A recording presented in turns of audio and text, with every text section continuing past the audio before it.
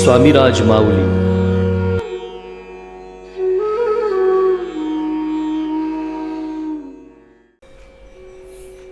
आपण बहुतेक सर्वजण स्वतःला स्वामी भक्त म्हणवितो,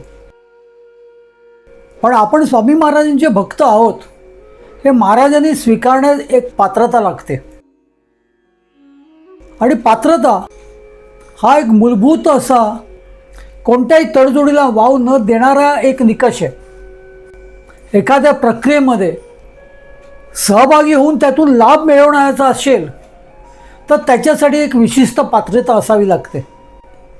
आणि आपल्याला वाव मिळवून देणारा हा निकष एक अक्षरशः द्वारपालासारखा उभा असतो. आपण कितीही डोकं आपटलं, कितीही प्रयत्न केला तरी हा द्वारपाल आपलं काम करत असतो. आणि म्हणूनच पात्रता ही आपल्यात असल्याशिवाय आपण कुठलीच परीक्षा उत्तीर्ण होऊ शकत नाही. आणि म्हणूनच स्वामी समर्थ महाराजांकडे हात जोडण्याचा आपण पात्र आहोत का? स्वामी समर्थ महाराजांकडे हात पसरून आपला स्वार्थ साधून घेण्यास तरी आपण पात्रता आहोत का? आपण स्वतःला स्वामी भक्त म्हणून घेण्यास पात्र आहोत का? याचा विचार आपल्यालाच करायचे. अन्यथा स्वामी समर्थ महाराजांच्या दैवतासमोर आपण उभं राहून सुद्धा कायम कोरडेच राहणार आहोत. स्वामी कृपेने ही बोलत सेवाणी, नभे माझी करणी बोलवया. स्वामी सूत म्हणे स्वामीची कथा, कृपा बळे वार्ता बोलत से. नमस्कार भक्त मंडळी, श्री स्वामीराज माऊली या आपल्या यूट्यूब चॅनलमध्ये मी मिलिंद पिळगावकर आज एक विशेष विषय घेऊन तुमच्या पुढे आलो आहे. आणि म्हणूनच तुम्हा सर्वांचं खूप खूप स्वागत करतोय. भक्तांना, आपण सर्व एकमेकाला भेटल्यावरती स्वामी भक्त असल्याचा दावा करतो.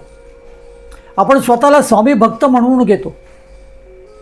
आपण श्री स्वामी महाराजांचे निस्सीम भक्त आहोत असा दावा सुद्धा करतो. पण महाराजांना ते मान्य आहे का? महाराज आपली भक्ती स्वीकारतायत का? मुळात आपण खऱ्या अर्थाने भक्ती करतोय का? हे सगळे प्रश्न तसे बघायला गेलं तर अनुत्तरितच राहिलेले आहेत. आपण साधं आपल्या मुलांना शिक्षण देतो, त्याला एक आवर्जून पाहत असतो की प्रत्येक इयत्तेमध्ये आपला मुलगा पास होतोय का, म्हणजे उत्तीर्ण होतोय का.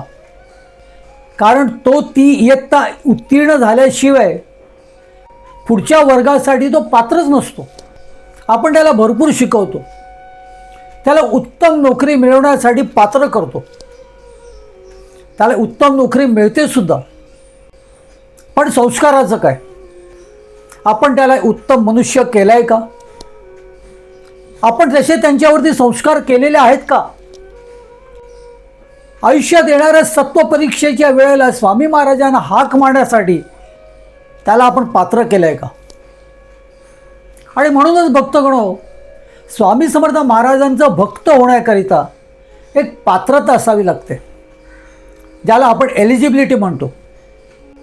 प्रत्येक गोष्टीसाठी तुम्ही एलिजिबल राहावं लागतं तुम्हाला. त्याशिवाय तुम्ही तिथे पोचूच शकत नाही. तुमची साधी दखलसुद्धा घेतली जात नाही. आणि मग आपण स्वामी महाराजांच्या नावाने रडायला मोकळे असतो.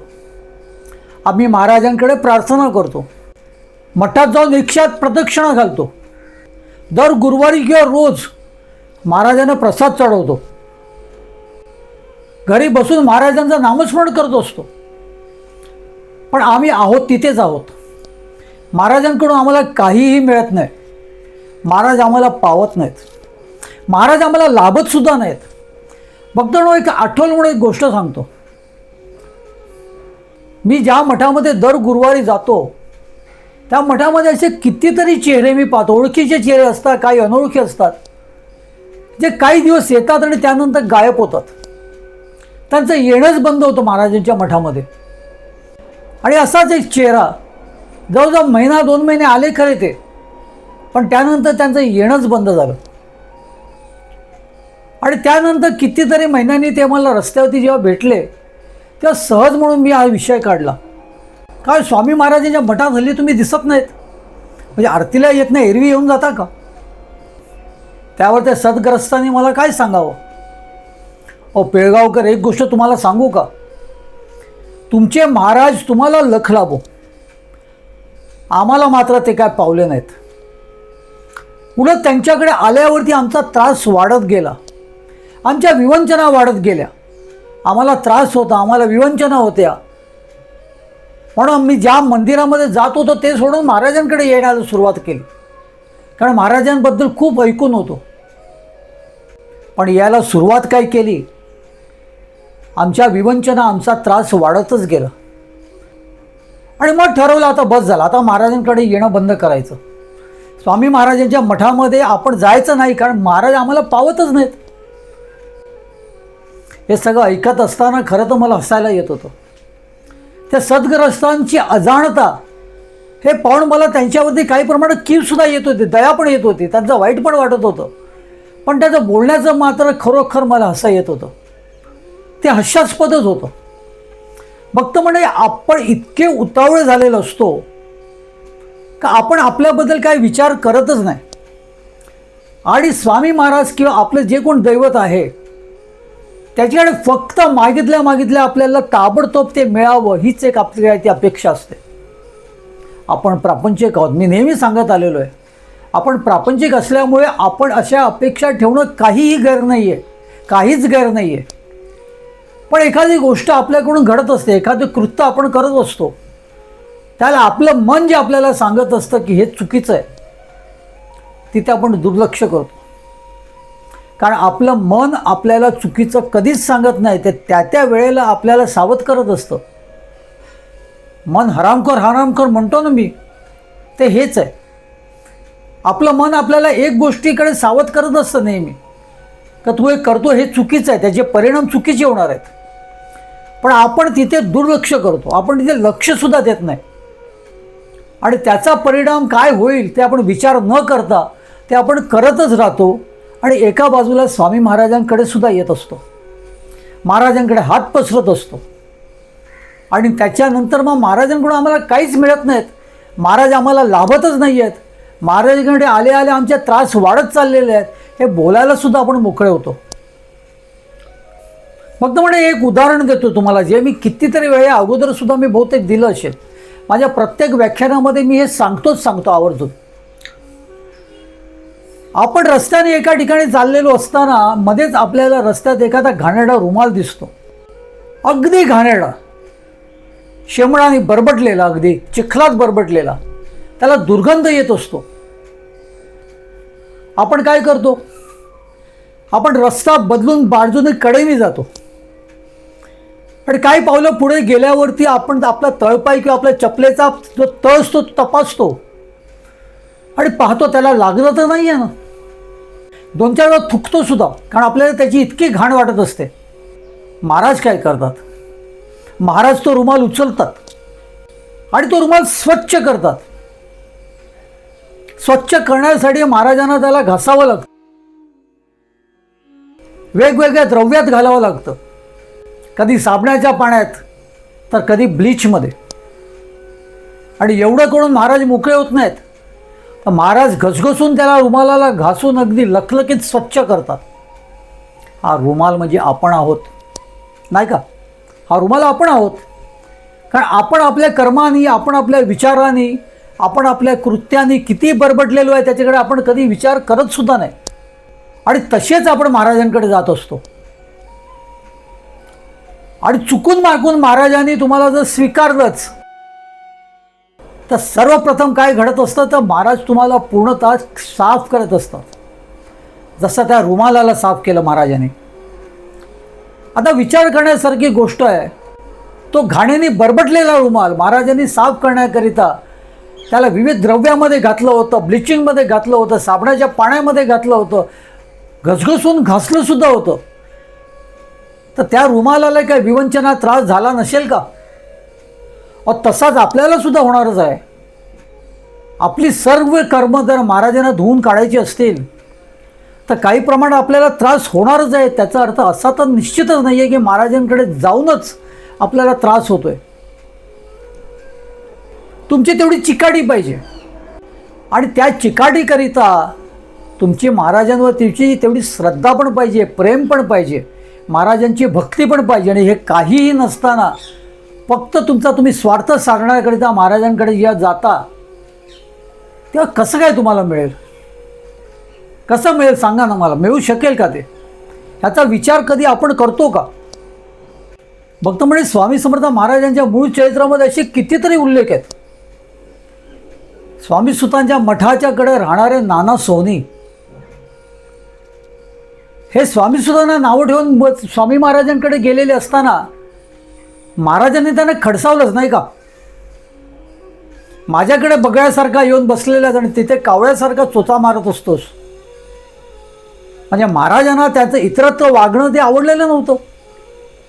महाराजांचं म्हणणं एकच होतं की तू सच्चा वाग, खरा वाग, कशाला कोणाला त्रास देतोस. सोलापूरचे मामलेदार सोनी त्यांच्याकडे महाराज गणपतीला गेले होते, पण त्यांनी घरात एक रखेल ठेवली होती. महाराजांपासून काय लपणार? महाराज मध्यरात्री तसेच उठले आणि त्यांचं घर सोडलं. तुझ्या घरात आम्हाला विटाळायला सांगितलेलं महाराजांनी त्यांना. महाराजांना विटाळ, साक्षात परब्रह्म परमेश्वर तो, त्याला तो विटाळ काय होणार? पण महाराजांनी सांगितलं तुझ्या घरात मला विटाळ आहे.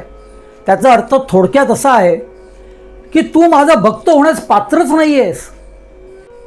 तुझे हे धंदे आहे, तुझे घाणेरडे चाळे हे जोपर्यंत चालू असतील तोपर्यंत तू माझा भक्त होऊच शकत नाही. तू त्यासाठी पात्रच नाही आहे. You are not eligible. आपण कितीही मोठे असलो तर याची जाण असायला पाहिजे आपल्याला महाराजांनी मोठं केलेलं आहे. हाच मोठेपणा महाराजांकडे जाऊन केल्यावरती कसं चालेल? तुम्ही मठामध्ये जाणार, मठामधल्या इतर स्वामी भक्तांकडे तुम्ही याचा मोठेपणा करणार, स्वतः मी काहीतरी विशेष आहे हे त्यांना दर्शवणार, हे चालेल का? अक्कलकोटच्या मालोजी राजे नाही का वाढदिवसाच्या दिवशी महाराजांकडे गेले होते, फार मोठेपणाने गेले होते, हत्ती घोडे वगैरे गेलेले, मुकुट घालून गेलेले, कारण त्यांचा वाढदिवस आहे. महाराजांनी श्रीमुखात मारलेली, त्यांच्या कानफडात मारलेली, आठवत आहे ना? महाराजांचं चरित्र वाचलं असेल तुम्ही तर तुम्हाला नक्की या गोष्टी आठवतील. म्हणून मी नेहमी सांगत असतो महाराजांचे मूळ चरित्र वाचा. प्रत्येक गोष्टीतून तुम्हाला बोध मिळू शकतो. बरं, एवढ्यावरती थांबलं नाही. कारभारी दाजीबा भोसले महाराजांकडे हात जोडायचा, महाराजांचा निस्सीम भक्त सुद्धा होता, पण अक्कलकोटमध्ये लोकांना भरपूर त्रास द्यायचा, खूप त्रास द्यायचा. एवढा त्रास द्यायचा की महाराजांनी त्यांना योग्य ते शासन दिलं. आणि त्यावरती राजेसाहेबांनी जेव्हा त्यांना पुन्हा आणलं तेव्हा महाराज चिडले होते. महाराजांनी राजेसाहेबांना शासन देण्यास सुद्धा मागे पुढे बघितलं नाही, त्यांना सुद्धा शासन केलं. पण या दोघांनाही अगदी ते नीट व्यवस्थित वागेपर्यंत महाराजांनी कधी जवळ केलं नाही. आपले भक्त होण्यासाठी ते पात्र आहेत हे महाराजांनी कधीच समजलं नाही, कारण ते पात्र नव्हतेच. त्यानंतर बडोद्याचे मल्हारराव गायकवाड ते सुद्धा महाराजांचे भक्त होते, स्वतःला समजत होते, आणि म्हणूनच त्यांना महाराजांना आपल्या राज्यामध्ये घेऊन जायचं होतं. महाराजांनी सरळ नकार दिला. त्यावर त्यांनी काय करावं? महाराजांना फसवून पळवून नेण्याचा प्रयत्न केला, पण ते कधीच तिथे पोचू शकले नाहीत. आणि या आगाऊपणाचं त्यांना शासन मिळालं. विषबाधेचा आरोप होऊन त्यांना त्या ब्रिटिश सरकाराने कैदेत ठेवलेलं, कैदेमध्ये. आणि अक्कलकोटचे बंड गार्डनर साहेब त्यांनी तर कोंडूनानांना लाताबुक्क्याने मारलेलं. कारण काही असो पण मारलं तर खरं. आणि त्यावेळेला त्यांचा पाय पूर्णतः सडलेला. महाराजांकडे येऊन नाक घासून माफी मागेस्तोवर त्यांचा पाय महाराजांनी बरोबर केला नाही. त्यांच्या पायाने त्यांना भरपूर त्रास दिला. ते धड चालू सुद्धा शकत नव्हते. एकूण काय तर उत्तम मनुष्य व्हा, तरच स्वामी भक्त होण्यास तुम्ही पात्र व्हाल. अन्यथा तुम्ही स्वामी भक्त होण्यास पात्र होऊ शकत नाही. महाराजांच्या मठात जायचं, तिथे अगदी गरिबासारखा हात जोडायचा,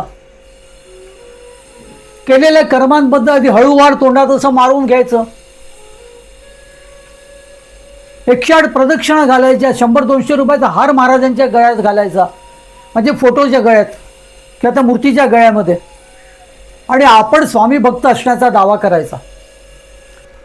पण अगदी मठात येत असताना सुद्धा तुम्ही काय काय केलं? वाटेत येणारे कुत्र्याच्या सुद्धा पेकाडात लाथ मारलीत. एखादा गरीब उपाशी माणूस बघितला होता, त्याला सुद्धा हळूहळ केलं, कारण तो तुमच्याकडे मागायला आला.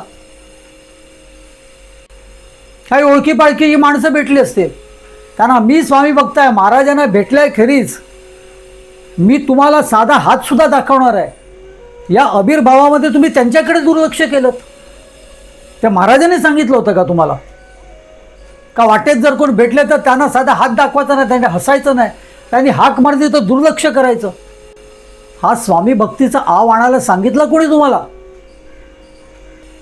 मुका प्राण्यांना दुखवायचं, गोरगरिबांना दुखवायचं, नको नको तसं वागायचं.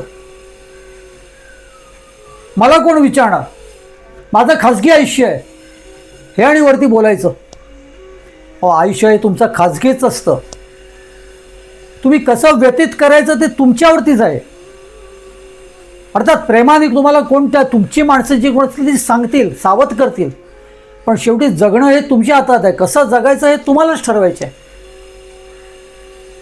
पण हे सगळं ठरवताना एका गोष्टीचा भान राखणं सुद्धा फार महत्त्वाचं आहे, की आपण ज्या स्वामी महाराजांकडे हात जोडतो, ज्या स्वामी महाराजांकडे हात पसरतो, ज्या स्वामी महाराजांनी आपल्याकडे लक्ष द्यावे, आपल्याला पाहिजे नको ते द्यावं ही अपेक्षा करतो, त्या स्वामी महाराजांना आपलं वागणं आवडतं का? आपलं वागणं हे महाराजांना पटतंय का? ते पटतं का नाही पटतं ते त्या त्या वेळेला तुमचं मन तुम्हाला सांगत असतं. तुम्ही एखादी चुकीची गोष्ट केली तर महाराज तुम्हाला शासन द्यायचे ते देतीलच, पण त्या त्या वेळेला तुमचं मन तुम्हाला सावध नाही का करतच हो, करतच. तरी पण आपण सदोदित इतरांवरती द्वेष करत असतो, इतरांवर खार खात असतो. कोणाचं काय चांगलं झालं तर आपल्याला ते पाहत नाही, आपण लगेच आपल्याकडे आणि त्याच्याकडे आहे त्याचे मोजमाप करतो. तो त्याचं स्वतंत्र प्रारब्ध घेऊन आलेला असतो, तुम्ही सुद्धा तुमचं स्वतंत्र प्रारब्ध घेऊन आलेला आहात. तुमच्याकडे एखादी गोष्ट असेल ती त्याच्याकडे नसेल, त्याच्याकडे असेल ती तुमच्याकडे नसेल, कारण तुम्ही वेगळे आहात, तुमचे कर्म वेगळे आहे, तुमचं प्रारब्ध वेगळं आहे. त्यामुळे महाराजांचं तुमच्याकडे पाहण्याचा दृष्टिक्षेप सुद्धा वेगवेगळा आहे. तो एकच नाही आणि असूच शकत नाही, कारण तुम्ही दोघेही वेगळे आहात. पण याचा अर्थ असा होत नाही आहे की एखादी गोष्ट जी तुमच्याकडे नाही आणि त्याच्याकडे असेल तर तुम्ही त्याचा द्वेष कराल. आपल्यापैकी काय काय लोक तर इतक्या थराला पोचतात की एखाद्याचा ठार अगदी बट्ट्याबोळ व्हावं अशी सुद्धा त्यांची अपेक्षा होते, अशी त्या महाराजांकडे प्रार्थना करतात. किती बालिश आहे बघा हा प्रकार, करतात त्याचा वाटोळं व्हावं. हा काय प्रकार आहे? आपण कधी प्रामाणिकपणे हा विचार केलेला आहे का? महाराजांना हे सगळं आवडेल का? आपण स्वतःला कितीही स्वामी भक्त समजूया हो, कितीही. कधी कधी एकमेकाला संबोधताना आपण बोलतो सुद्धा, हे ना फार मोठे स्वामी भक्त आहेत. पण स्वामी भक्त व्हायला महाराज त्याला एक स्वामी भक्त म्हणून किंवा त्यांचे स्वतःचे भक्त म्हणून स्वीकारतायत का? स्वीकारू शकतात का? स्वीकारणं शक्य आहे का? कारण त्यांचं कर्म त्याचा त्यांनी विचार करायला पाहिजे. स्वामी महाराजांवर भक्ती नाही, स्वामी महाराजांवर श्रद्धा नाही, महाराजांवरती प्रेम करणं हा तर फार पुढचा भाग आहे. फक्त देव म्हणजे काय तर आपलं स्वार्थ साधून घेण्याचं एक साधन असू द्या, ते साधन असू द्या. तुम्ही शेवटी प्रापंचिक आहात, देवाकडे जाऊन मागणारच आहात, पण त्याकरिता आपलं वागणं तरी व्यवस्थित असावं. आपण विचित्र वागत असतो, आपल्याला वाटेल तसं आपण वागत असतो, आपण सदोदित व्यभिचार करत असतो, पण त्याचा आपण कधीच विचार करत नाही आणि महाराजांकडे हात जोडून मात्र हक्काने मागत असतो. त्या हक्काला आपण पात्र आहात का? महाराजांकडे हक्काने मागण्यास आपण पात्र आहात का? महाराज तुम्हाला स्वामी भक्त म्हणून समजतायत का? आणि मग अशा वेळेला काय होतं? महाराज तुम्हाला काहीच देत नाहीत, कारण तुमचं वागणंच त्यांना अजिबात पटत नसतं, त्यांना आवडत नसतं. तुमचं इतरांना दुखवणं, तुमच्या व्यभिचार करणं, मुका प्राण्यांकडे तुमचं विचित्र वागणं, एखाद्याचं दुःख बघून तुम्हाला जर आनंद होत असेल तर ती तुमची विकृती. या सगळ्या गोष्टी महाराजांना कशा आवडतील? नाही आवडणार. आणि तेव्हा तुम्ही महाराजांकडे हात जोडायला सुद्धा तुम्ही तसे बघायला गेलं तर पात्र नसतात. हात पसरण्यासाठी सुद्धा तुम्ही एलिजिबल नसता. आणि म्हणूनच भक्तगणो, स्वामी समर्थ महाराजांकडे हात जोडण्यास आधी आपण पात्र व्हावं लागतं. जेवढं जमेल तेवढं सचोटीने वागावं लागतं. कुठल्याही प्रकारे आपल्याकडून कोणीही दुखवला जाऊ नये याची दक्षता घ्यावी लागते. मग तो मनुष्य असो किंवा मुका प्राणी असो. काय काय लोकांना उगाचच सवय असते, हातात काठी घ्यायची आणि आजूबाजूला झाडाझुडपावरती नुसतं मारत राहायचं, सदोदित मारत राहायचं. महाराजांनी झाडाझुडपांवरती सुद्धा प्रेम केलेलं आहे. महाराज झाडाझुडपांवर बोलायचे. अहो, तुमच्याकडे एखादा असलेला छोटासा पौधा बघा ना, त्याला फक्त रोज पाणी घालू नका, त्याच्याशी प्रेमाने बोला सुद्धा, भले ते तुमच्याशी बोलणार नाही. आणि बघा ते कसं वाढत राहील, ते कसं फोफावेल.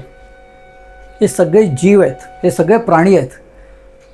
अगदी झाडं सुद्धा उगाचच हातात काठी घेऊन झाडांमध्ये मारायचं आणि त्याचा आनंद घ्यायचा, हे सुद्धा महाराजांना आवडत नाही. मग अशा वेळेला महाराजांची बहुतेक अशी सुद्धा एक अपेक्षा असावी आपल्याकडून, अरे नको माझ्याकडे येऊ, नको आस्तिक राहू, पूर्णतः नास्तिक राहा, पण एक उत्तम मनुष्य म्हणून जग.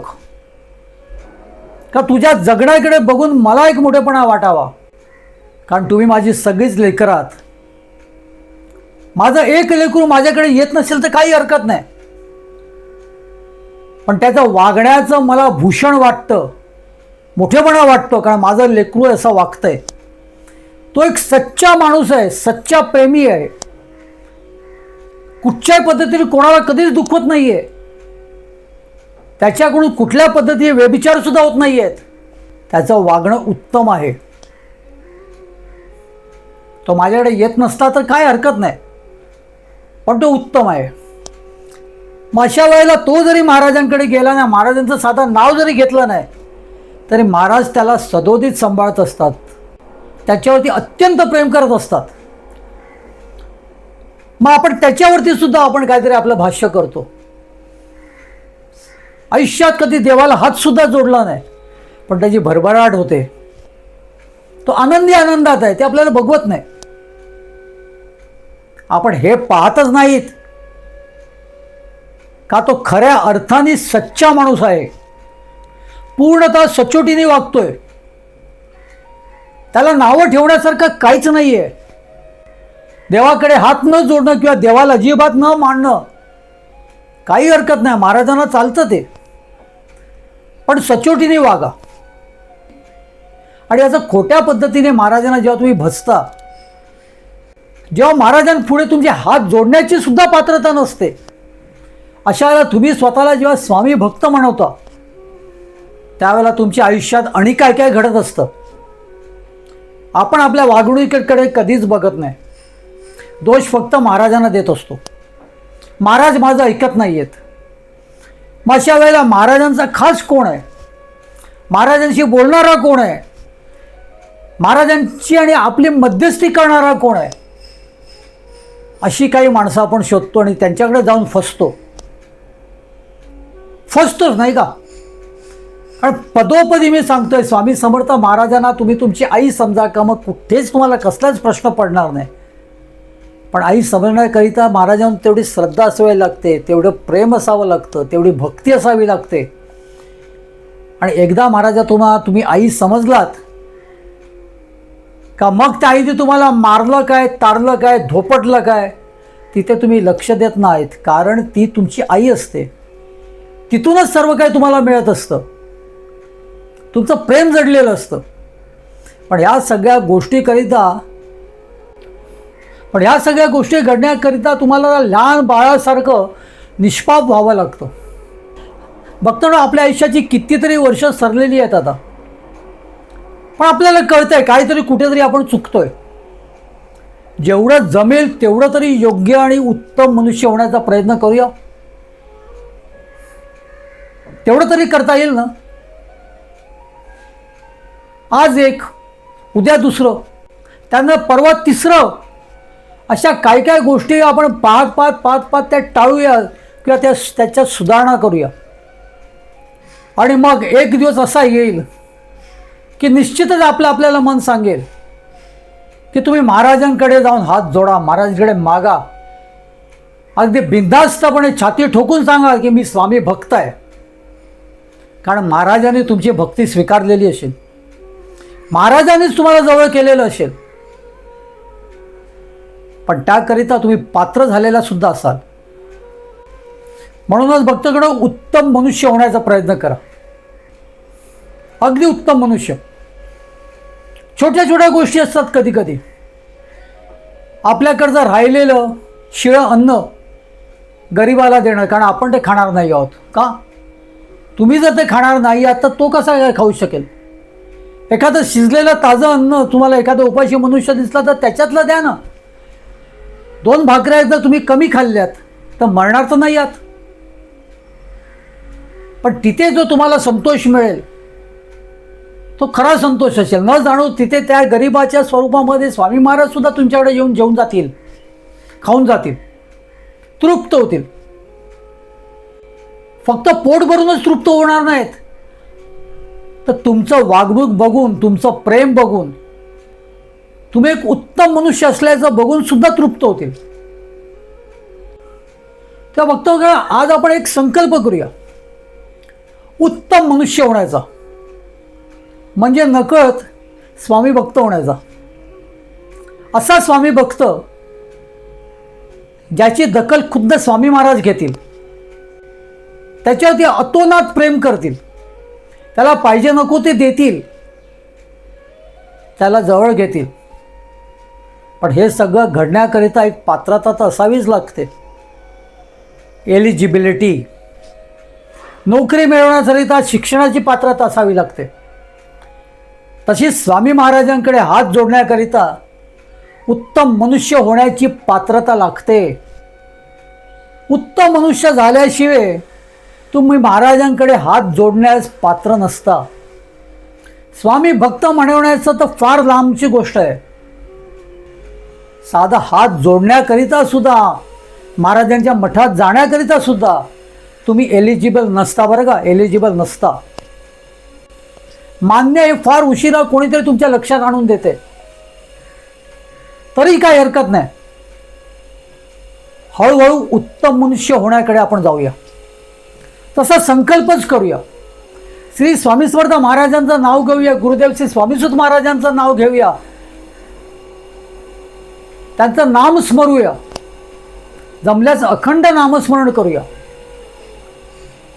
आणि त्यांना नमस्कार करून, संकल्प करून, अगदी मनाशी ठरवून, मनाशी गाठ बांधून उत्तम मनुष्य होण्यासाठी आजपासून मी प्रयत्न करीन असा त्यांचा वचन देऊन, त्यांना शब्द देऊन मनसोक्तपणे म्हणूया, श्री स्वामी समर्थ, श्री स्वामी समर्थ, श्री स्वामी समर्थ.